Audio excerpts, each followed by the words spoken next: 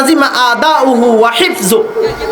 আমানত হলো যার আমানত, যে ব্যক্তি আমার কাছে জিনিসটা জমা রেখেছেন, যে ব্যক্তি আমার কাছে যৌবনটা জমা রেখেছেন, যে ব্যক্তি আমার কাছে আমার হাতটা জমা রেখেছেন, যে ব্যক্তি আমার কাছে আমার চক্ষুটা জমা রেখেছেন, যে ব্যক্তি আমার কাছে আমার দুই কর্ণ জমা রেখেছেন, যে ব্যক্তি আমার কাছে আমার 63 বছরের জিন্দিগি জমা রেখেছেন, 70 বছরের জিন্দিগি জমা রেখেছেন, 72 বছরের জিন্দিগি জমা রেখেছেন, আমার হায়াতের প্রথম দিন থেকে মৃত্যু পর্যন্ত হায়াতকে যে ব্যক্তি আমার কাছে জমা রেখেছেন, ওই ব্যক্তির কাছে, এমনকি দুনিয়ার ক্ষেত্রে যে ব্যক্তি আমার কাছে টাকা জমা রেখেছেন, তার টাকাটা আমার কাছে আমানত রয়ে গেল, এবং কি আমার কাছে কোনো ব্যক্তি কোনো জিনিস, দুনিয়ার কোনো সামান আমার কাছে জমা রেখেছে, এটা আমার কাছে জমা, এই জিনিসটা যে জমা রেখেছে, যেভাবে রেখেছে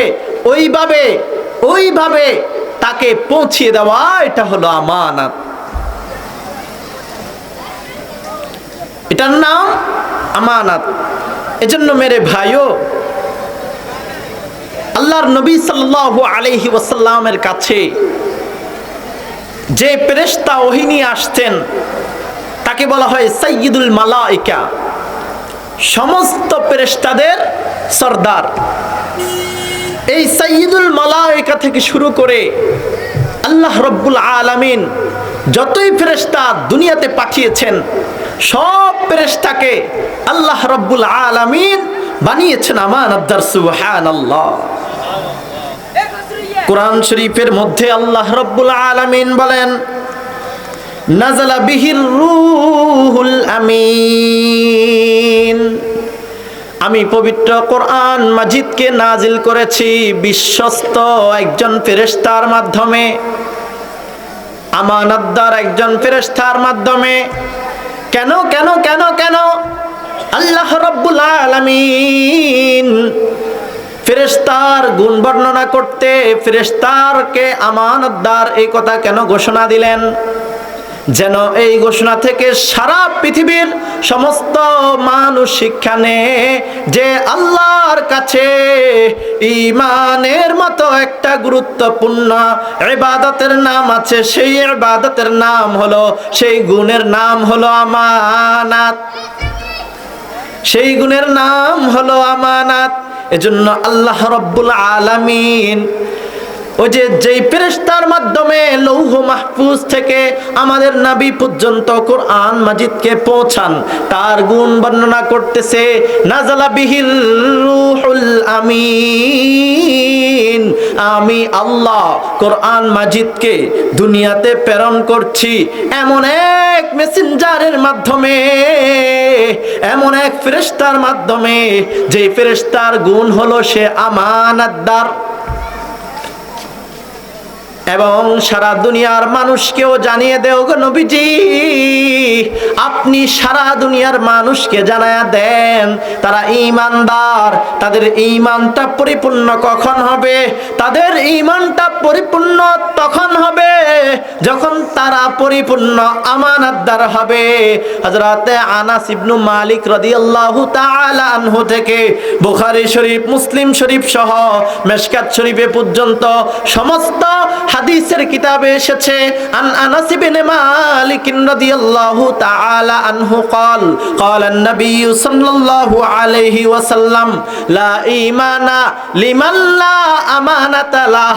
যে ব্যক্তির কাছে ঈমান নাই, যে ব্যক্তির কাছে আমানতদারিতা নাই, যে ব্যক্তির কাছে আমানতদারিতা নাই, ওই ব্যক্তির কাছে ঈমানও নাই, ওই ব্যক্তির কাছে ঈমানও নাই।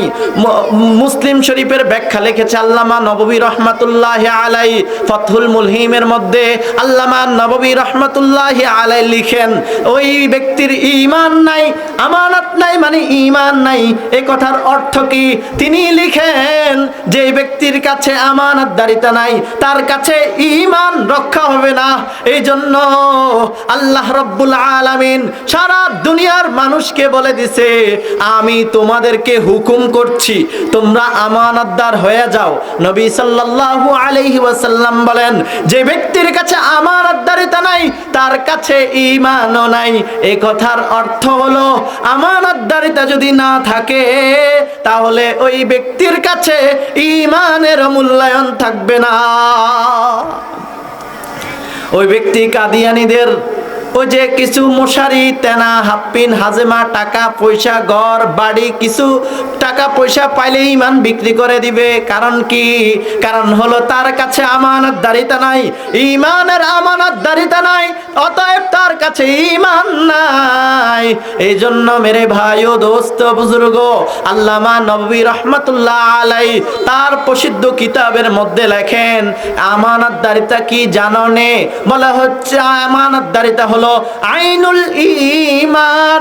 একটা মানুষ চলার জন্য তার যেরকম চক্ষু লাগে, একটা মানুষ চলাফেরা করতে স্বাভাবিকভাবে চক্ষু ছাড়া সে যেমনি ভাবে চলাফেরা করতে পারে না, এরকম ভাবে যে ব্যক্তির ঈমানের, যে ব্যক্তি ঈমান আছে, ঈমানদার দাবি করে কিন্তু আমানতদারিতা নাই, তার চোখ নাই, চোখ ছাড়া মানুষ সে হাঁটা চলা করতে পারে না, এমন ঈমানদার যার কাছে আমানতদারিতা নাই, আল্লাহর নবীজি বলে তার কাছে ঈমানেরও দাম নাই।